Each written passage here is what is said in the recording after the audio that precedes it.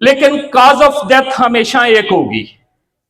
तो अगर हम फॉरेन की बात करें तो इस सिचुएशन में जो रिवाइवल रेट है वो 36% है। लेकिन अगर मैं पाकिस्तान में बात करूं तो इस सिचुएशन में जस्ट 1 to 2% है। इसीलिए बाकी दूसरे टॉपिक्स को मैं डिस्कस नहीं करूंगा उसके बारे में, जैसे फ्रैक्चर्स हो गया, ब्लीडिंग हो गया, आपको कुछ ना कुछ हाउ नाउ है। लेकिन इस टॉपिक के अंदर डायरेक्ट इंसानी जान का खतरा है विद इन 3 to 5 मिनट। तो सबसे पहले कि दिल और सांस, जब भी इंसान की डेथ होगी दिल और सांस का बंद हो जाना, चाहे उसमें नेचर ऑफ इमरजेंसी, आपके पास रोड ट्रैफिक एक्सीडेंट है, बिल्डिंग कोलैप्स है, तो उसको कैसे रिवाइव किया जाता है। उसमें बेसिकली हमारे पास 5 पॉइंट्स हैं। सबसे पहले मैं स्टार्ट करूंगा।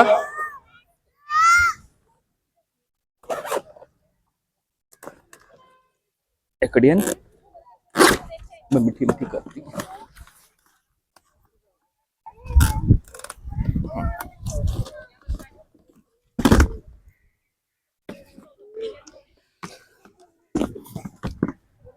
क्योंकि जब तक हम प्रैक्टिस नहीं करेंगे, अगर इतना इजी होता तो जस्ट मैं यहाँ पे पंफलेट्स या आपको कोई चैनल वगैरह बता देता, आप वहां से सीख लेते। लेकिन जब तक इनको हम अपने हाथ से परफॉर्म नहीं करें तो पॉसिबल नहीं है कि हम किसी भी पेशेंट को रिवाइव कर सकें। तो इसमें जब भी किसी इंसिडेंट पॉइंट पे जाना है, सबसे पहले हमने अपनी पर्सनल सेफ्टी देखनी है। पर्सनल सेफ्टी आपने left right up down front back देखते हुए पेशेंट के पास बैठ जाना है। सेकंड स्टेप हमारे पास आ जाता है कि हमने पेशेंट का रिस्पांस लेना होता है, उसे पूछना है, आपने फॉलो करना, बाद में आपने करना है, ठीक है। सेकंड स्टेप आपने उससे पूछना है, हेलो हेलो भैया आपको क्या हुआ है, या टैप करना है। अगर वो रिस्पांस नहीं देता तो दो कंडीशन है, या पेशेंट थोड़ा सा साइड, या पेशेंट बेहोश हो चुका है या डेथ की तरफ। तो थर्ड पॉइंट आ जाता है, हमने कॉल फॉर हेल्प करनी होती है, मदद के लिए कॉल। आप रेस्क्यू 1122 को कॉल कर सकते हैं, किसी डॉक्टर्स को कर सकते हैं, या कोई और इमरजेंसी सर्विस। और फोर्थ पॉइंट बहुत ज्यादा इंपॉर्टेंट होता है, जस्ट हमने उसकी चेस्ट को, ये जो सीना है इसका उतराव और चढ़ाव, या जो रिब्स का है राइज एंड फॉल देखना है। अगर राइज एंड फॉल है तो इसका मतलब इसका दिल और सांस चल रहा है, पेशेंट जस्ट बेहोश है। अगर नहीं चल रहा, किसी तरह की चेस्ट में मूवमेंट नहीं, तो जस्ट 3 to 5 मिनट में पेशेंट डेथ की तरफ चले जाएगा। बजाय इसके कि वो डेथ का हम इंतजार करें, हमने रिवाइवल के तौर पे उसको चेस्ट कंप्रेशन देना है। चेस्ट कंप्रेशन बिल्कुल एंड ऑफ स्टर्नम, ये हमारी सीने वाली हड्डी और निपल लाइंस के बिल्कुल दरमियान, ये राइट हैंड रखते हुए देखना अपने फेस की तरफ है, और 100 to 120 स्पीड के साथ 2 इंच या 100 to 120 स्पीड के साथ, और इसकी जो डेप्थ है वो 2 सेंटीमीटर, 2 इंच या 5 सेंटीमीटर। इसको आपने एटलीस्ट 2 मिनट तक चेस्ट कंप्रेशन देने हैं। इस पे आपने हाथ रखना है और देखना अपने इसकी फेस की तरफ है कि किसी भी वक्त आपको रिवाइवल के चांस नजर आ रहे हैं। ये 1 2 3 4 5 6 7 8 9 1 1 2 3 4 5 6 7 8 9 2 1 2 3। इस तरह करके अगर हम प्रॉपर तरीके के साथ चेस्ट कंप्रेशन देते हैं तो पेशेंट के पास 60% चांस होता है रिवाइवल का। बाकी जिंदगी और मौत अल्लाह ताला के हाथों में है कि अगर हम इस तरीके के साथ किसी भी पेशेंट को रिवाइव करने की कोशिश करें, और 60% इसमें चांस होते हैं। अब मैं बच्चों से चाहूंगा कि वो एक दफा परफॉर्म करें।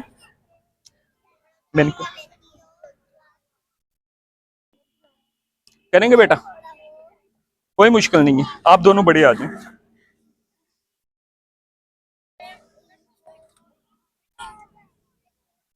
आज पीछे खड़े होना है, पीछे खड़े होना है। हाँ चलें, मेरे साथ ये परफॉर्म करेंगे। आपने बेटा अपनी लेफ्ट साइड पे देखना है, लेफ्ट साइड पे, राइट अप, ऊपर नीचे, फ्रंट और बैक देखते हुए नीज पे साथ बैठ जाना है बच्चों। बैठ जाओ बिल्कुल करीब करीब, नीज आपके साथ लगे। आपने टैप करना है, पूछना है हेलो भाई क्या हुआ है, टैप कर दोनों हाथों के साथ। नो रिस्पॉन्स, देन हमने सर को नीचे नहीं, हाथ पीछे। अब चेक करना है थोड़ा सा करीब इसकी चेस्ट में मूवमेंट है या नहीं। नो मूवमेंट, देन मार्क करें end of sternum between nipple line. यहां पे हील रखें लेफ्ट हैंड की, और राइट और नी पे खड़े हो जाना है। यस, यहां पे देखना फेस की तरफ है, देखना अपने फेस की हाँ ये इस तरह खड़े हो जाए। हाँ देखें अब फेस की तरफ। चलें, ready start. 1 2 3 4 5, clapping please, good.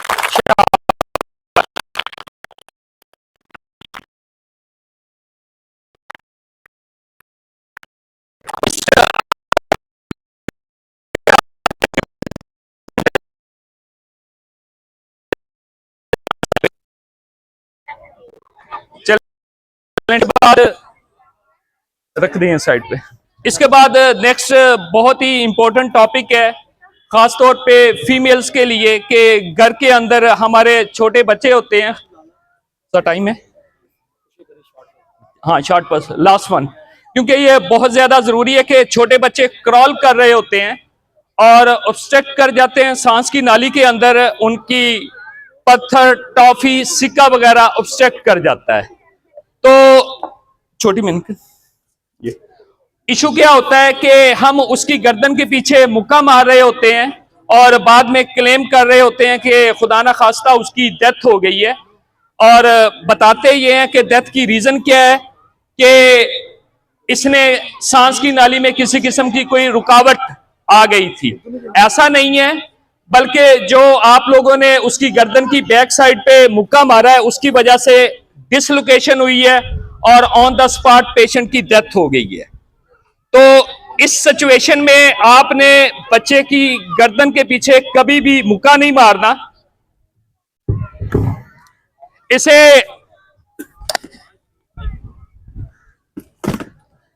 बच्चों को हमने इस तरह पकड़ा हुआ होता है, उठाया हुआ होता है, इसकी बैक साइड पे हाथ रखते हुए इसको चेस्ट को होल्ड करना है, चिन को अप करते हुए अपनी टांग का जो 45 का एंगल बनाना है, बनाते हुए बिल्कुल सीधा। अगर आप लोग, चेयर मिल जाएगी मैम, चेयर चेयर दे दो। अच्छा, अगर तो मेल है, अगर तो मेल है देन वो बिल्कुल इसी तरह कर सकते हैं। इशू क्योंकि घर में माएँ होती हैं, तो इश्यू होता है कि फीमेल इस तरह से टांग 45 के एंगल के ऊपर नहीं बना सकती, तो बैठकर इस सिचुएशन में भी आप इसे परफॉर्म कर सकते हैं। और इस सूरत हाल में जो हमारी एग्जैक्ट लोकेशन होगी ब्लो करने की, ये शोल्डर लाइन और ये स्पाइन, इस पॉइंट पे हमने बैक स्लैप्स देनी है।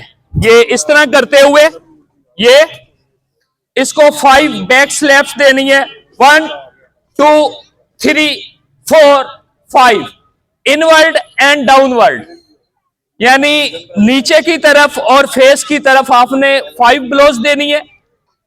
अगर ऑब्स्ट्रक्शन नहीं निकली तो देन आपने पेशेंट को इस तरह से पकड़ना है और फ्रंट साइड से आपने चेस्ट कंप्रेशन देने हैं अनटिल जब तक वो रुकावट दूर नहीं हो जाती।